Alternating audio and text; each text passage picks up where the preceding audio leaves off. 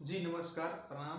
हम गीतकार शिव सागर आज बहुत ही सुंदर गाना लिखले बनी जो आजकल मार्केट में बाजता वही टाइप पर लिखले बनी।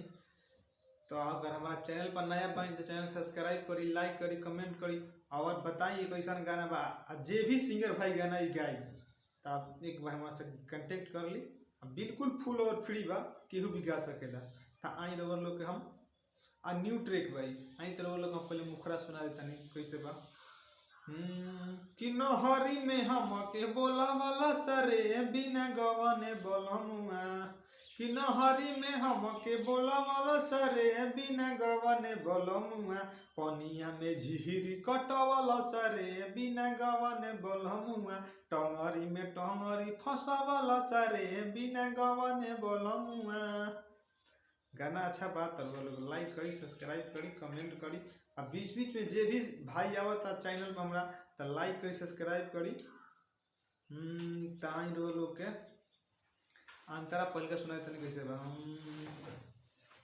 किया रे भाई हम नहीं जननी की ऐसन खेला करी है। किया रे माई चढ़ली जवानी जो बन बेरी बेरी धरी है। किया रे माई हम नहीं जननी की ऐसन खेला करी है।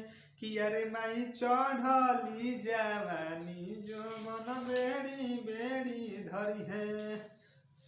कि प्यार के बतिया में हम के पोल्हवला सरे बिना गवन बोलमुआ।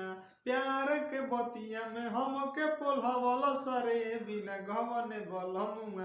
पनिया में झिहिरी कटवाला सरे बिना गवन बोलमुआ।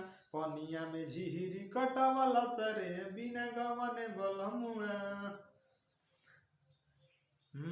तो चैनल का लाइक करी, सब्सक्राइब करी, कमेंट करी और ज़्यादा से ज़्यादा शेयर करी। जे भी भाई के गाना अच्छा लगी तो गा सकेला, बिल्कुल फ्री बा, फुल और फ्री।